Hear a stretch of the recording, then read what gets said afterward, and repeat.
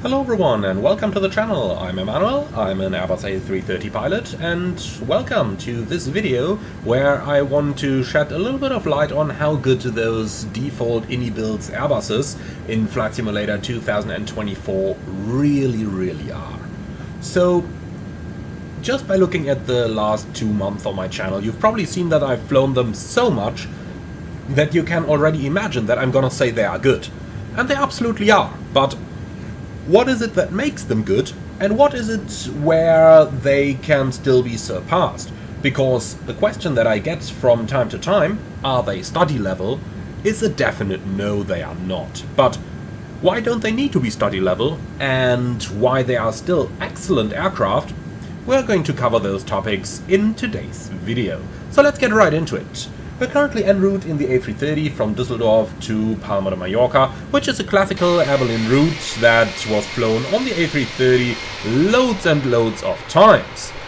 And prior to that, not even Air Berlin, but only LTU flew them. So the A330 is really one of those aircraft that are seen on almost every airport, used by so many airlines, and that many, especially long-haul holiday makers, have already flown on. But how did iniBuilds then realize those aircraft in the simulator? Let's get started by looking at the visual model. Now, the visual model is very good. There is absolutely no doubt about that. The cockpit looks really good. There are very few buttons that are not animated, that are used during normal operations. Most importantly, the cargo air conditioning that we see over here. The entire forward cargo compartment is not simulated, can't click anything on there. But apart from that, most of the normal operations in this aircraft work. Now, let's go over those parts that actually do not work, because that is the far smaller list over here than to tell you all the stuff that does work.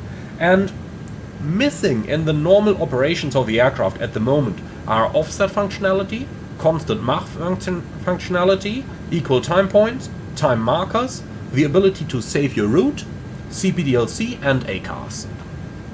And those are the only things that I could think about in the last like 15 minutes or so preparing for this video that are actually missing from this aircraft. The rest of the stuff that is used during day-to-day operation is pretty much all modeled, which is really impressive, seeing that this is a default aircraft.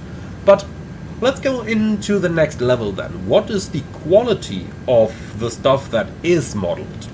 So, in general, we do have a rather old, or let's say rather uncommon FMS software installed. The software we have installed over here features pages that are rather different from the Airbuses that you will normally see, such as the Direct To page over here, that works rather different than what you are used to.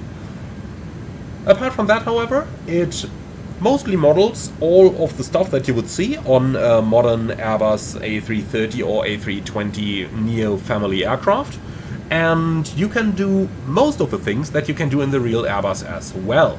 So, one of the few things that don't really work correctly here is on secondary flight plan altitude predictions and a bit of stuff like that, but apart from that, it really does pretty much anything that we would use on normal operations. In general, you can operate this aircraft according to the Airbus standard operating procedure, I would tend to say 95% of the time. And for a default aircraft, that's really excellent. Now, I know that some pilots use those simulators in order to stay current on things like memory items, or to practice the flows during the type ratings, and you can absolutely do those things in this aircraft. Now, does that make it study level?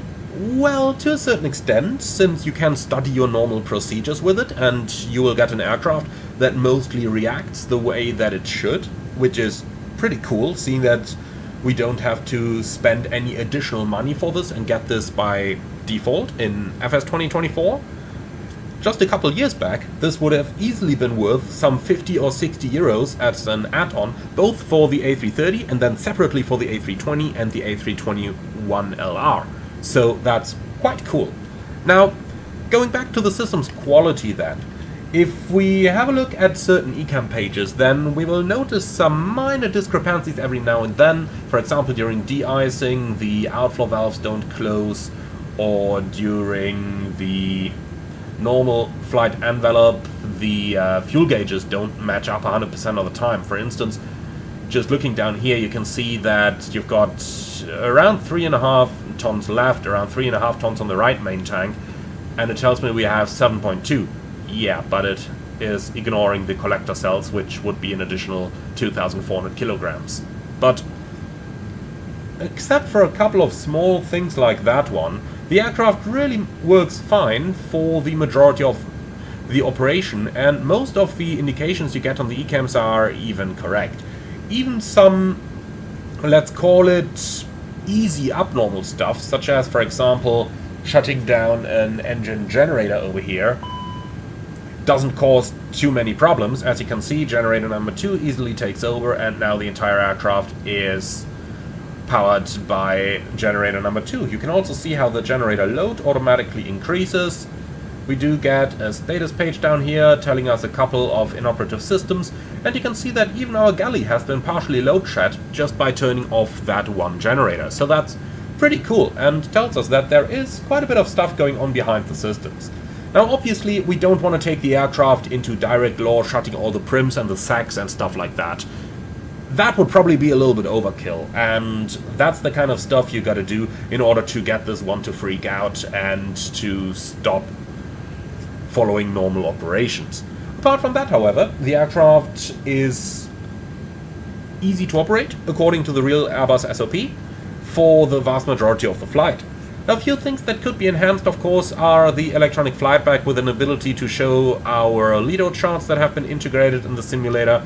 We could finally get that terrain display back, which has been deactivated around a week after the original release, since it didn't show any good data. We could get a proper working weather radar on the aircraft, and some things that could use improvement are the engine startup and spooling behavior, the night lighting, which is actually rather off at the moment, and then of course the dual boogie landing. So you have two wheels on that main gear boogie, and you really gotta land the A330 3 times. First you land the aft boogie, then you land the forward boogie, and then you land the nose gear. In the sim currently it's really only the, well, main gear as kind of one contact point, and then the nose gear, which is how you land an A320, but not an A330. But you can see that I'm really nitpicking on smaller things over here. Only a few years back, I'm talking MSFS 2020 over here, default aircraft were in a much worse shape. I'm sure many of you are going to remember the default A320neo, which needed 4 years of fly-by-wire commitment in order to bring it to an acceptable state. And now we're getting this as default, which is absolutely amazing. Alright, so finally, for those of you who are going to ask me, so how much did Asobo pay you in order to make this video? The answer is they paid me a free copy of Flight Simulator 2024 and never asked me about any type of content in any matter. Indeed, this is simply my personal experience over here, and I think coming from a neutral point of view, leaving away all the internet hate that FS 2024 gets, it really is a good simulator, and it really brings you so many things by default that were never available before in any other simulator. So overall, we have okay flight dynamics, could use a little improvement, for example with only the slats extended down at the S speed, or with a pitch after takeoff. A little improvement there.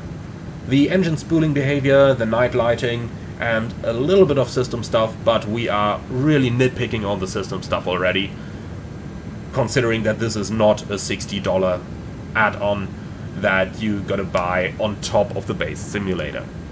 So that's going to be it for this video. Thank you very much for watching. Let me know how you think about those iniBuilds aircraft in Flight Simulator 2024, and let me know what expectations this raises with you about the upcoming Airbus A350. I'm really looking forward to your input. As always, be sure to like, comment and subscribe, and if you really love what I'm doing on this channel, I would appreciate a small donation through the Buy Me Coffee link in the video description below. Thank you for watching, and I'm looking forward to see you all again on the next one.